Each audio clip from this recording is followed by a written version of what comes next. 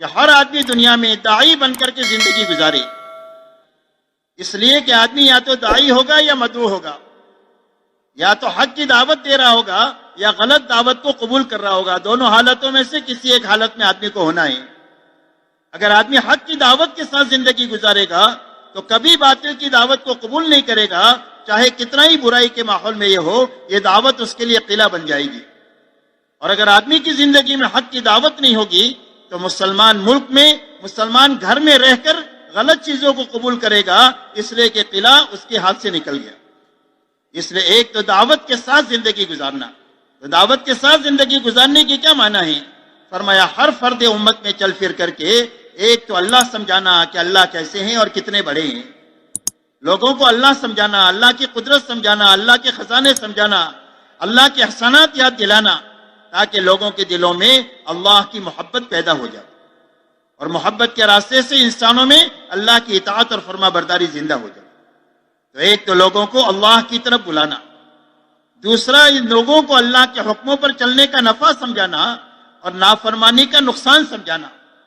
کہ حکموں پر چلنے کا کیا نفع ہے اور نافرمانی کا کیا نقصان ہے، انسانوں میں چل پھر کر کے یہ سمجھانا۔ تیسری بات انسانوں کو یہ سمجھانا کہ جب تم اللہ کے حکموں پر چلو گے اور اللہ کی نافرمانی سے بچ جاؤ گے تو اللہ تمہاری آخرت بنا دیں گے، جو اصل کروڑ سال کی تمہاری آخرت کی زندگی ہے، جو کبھی ختم ہونے والی نہیں ہے، اللہ حکموں پر چلنے کے راستے سے تمہاری آخرت بنا دیں گے۔ اس لیے انسانوں کو آخرت کی زندگی سمجھانا، وہاں کی نعمتیں سمجھانا اور وہاں کی تکلیفیں سمجھانا، تاکہ ہر آدمی اللہ کو اور آخرت کو سامنے رکھ کر کے زندگی گزارے۔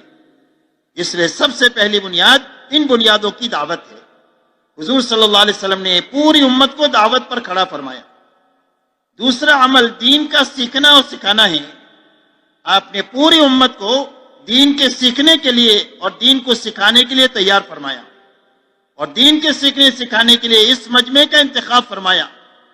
بالغ لوگوں کا اور مکلف لوگوں کا، جو شریعت کے مکلف ہے، ان کو حضور صلی اللہ علیہ وسلم نے اپنی محنت کے لیے چنا کہ یہ بڑے لوگ قرآن کو اور دین کو سیکھیں گے اور یہ سکھائیں گے، اور عورتوں اور بچوں کو اس کے تابع بنایا کہ ہر آدمی اللہ کے لیے سیکھے، اللہ کے لیے سکھائے، اور سیکھنے سکھانے پر لگانا پڑے تو اپنی جان مال لگا کر کے سیکھے بھی اور جان مال لگا کر کے سکھائے بھی۔ حضور صلی اللہ علیہ وسلم نے دوسرا عمل امت میں یہ زندہ فرمایا۔ اسی لیے 100% ایمان والے علم کے ساتھ زندگی گزار رہے تھے، جہالت کے ساتھ زندگی نہیں گزار رہے تھے۔ تیسری بات ذکر و عبادت ہے کہ ہر فرد امت جو سیکھ رہا تھا اس پر عمل کر رہا تھا، اسی کا نام عبادت ہے۔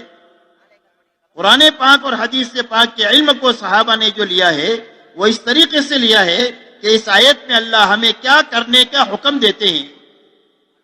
اور اس آیت میں اللہ ہمیں کس چیز سے منع کرتے ہیں، حضور صلی اللہ علیہ وسلم کے اس فرمان میں کیا کرنے کا حکم ہے اور اس فرمان میں کیا چیز چھوڑنے کا حکم ہے۔ اللہ رسول جو کرنے کا حکم دیں گے وہ کرنا ہے، چاہے جی چاہے نہ چاہے، حکم چاہے نفع ہو نقصان ہو، ہر حال میں حکم پورا کرنا ہے۔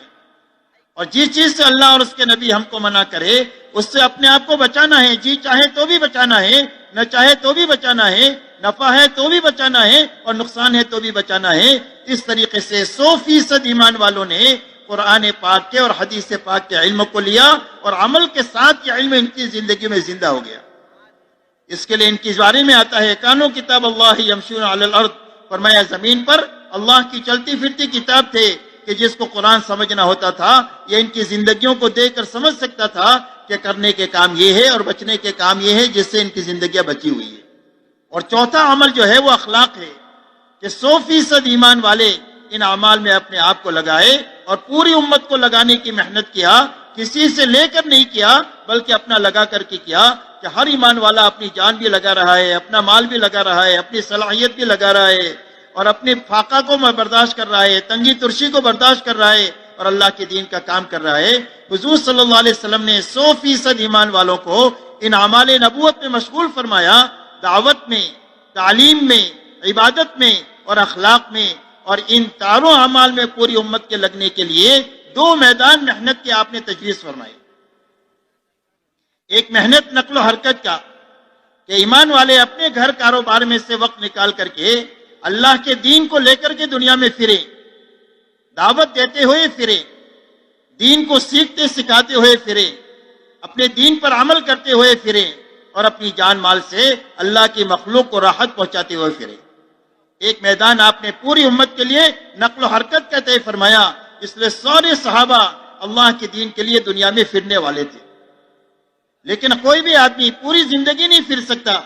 گھر ہے، کاروبار ہے، بیوی بچے ہیں، ماں باپ کی ذمہ داری اللہ ہی کی طرف سے دی ہوئی ہے، لہذا پھر کر یہ واپس آئے گا۔ جب یہ واپس آئے تو یہی اعمال اپنی مسجدوں میں قائم کر کے اپنے آپ کو بھی اس میں لگائیں اور سارے ایمان والوں کو اس میں لگانے کی کوشش کریں، اس لیے کہ اللہ نے مسجد کو ہدایت کا مرکز بنایا ہے۔ اسی لیے فرمایا ان اول بیت وضع للناس الذی ببکۃ مبارکا وہدی للعالمین، فرمایا سب سے پہلا گھر جو انسانوں کے نفع کے لیے بنایا گیا ہے وہ مکے میں بنایا گیا ہے، اور اس کی شان یہ ہے کہ وہ برکت والا بھی ہے اور ہدایت کا مرکز ہے۔ تو مسجد اللہ کے گھر پر، ہدایت اللہ کے گھر پر آتی ہے، اور اللہ کے گھر سے دنیا کی ساری مساجد میں جاتی ہے، اور فرمایا مساجد کے راستے سے انسانوں تک اور ان کے گھروں تک اعمال مسجد کے راستے سے ہدایت جاتی ہے۔ گھروں کا تعلق جب پانی کی ٹانکی سے ہو گیا تو ہر گھر میں پانی پہنچ گیا، گھروں کا تعلق پاور ہاؤس سے ہو گیا تو ہر گھر میں لائٹ پہنچ گئی۔ ایسا ہی ایمان والوں کے گھروں کا تعلق مسجد سے ہو جائے گا، اور جو اعمال ہماری مسجدوں میں ہوتے ہیں یہی اعمال ہمارے اپنے گھروں میں ہونے لگیں گے، تو مسجد کے راستے سے ہر گھر اور ہر فرد تک اللہ کی طرف سے ہدایت پہنچ جائے گی، اور ہدایت کے ساتھ ہر ایک کے لیے جینا آسان ہو جائے گا۔ اسی لیے حضور پاک صلی اللہ علیہ وسلم نے پوری امت کو یہ دو محنتوں میں لگایا ہے، ایک نقل و حرکت کی اور ایک مقامی محنت کی، اور آپ کی محنت سے دو ہی جماعتیں بنی ہیں، یا مہاجرین ہیں یا انصار ہیں۔ اور اللہ تعالیٰ نے قرآن پاک میں فرمایا والسابقون الاولون من المہاجرین والانصار والذین اتبعوهم باحسان رضی اللہ عنہ ورضوا عنہ، فرمایا سابقین اولین مہاجرین اور انصار میں کے، اور جو ان کے پیچھے پیچھے چلے، فرمایا اللہ ان سے بھی راضی ہو گیا اور پیچھے چلنے والوں سے بھی راضی ہو گیا۔ اسی لیے مولانا الیاس صاحب رحمۃ اللہ علیہ فرماتے تھے کہ ایمان والا یا تو اللہ کے دین کے لیے پھرنے والا ہوتا ہے یا مقامی محنت کرنے والا ہوتا ہے۔ مقامی محنت بھی زندگی میں نہیں ہے، پھرنا بھی نہیں ہے، تو ایک ایسا مسلمان ہے